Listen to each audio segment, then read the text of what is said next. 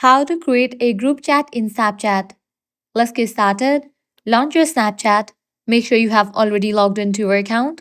Now click on this friends option given at the bottom left. Once you're in this page, you're going to find your friend list. Now click on this icon given at the top right. Create a group chat. Now click on the option New Group. Give a name to your group. Now here you're going to find your friend list. Check in for the people you want to add to this group.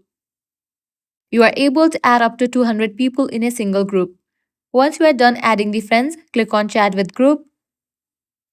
And just with that, you have created a group. So this way you are able to create a group chat in Snapchat. If you want to add more members, click on the option Add Members and do that.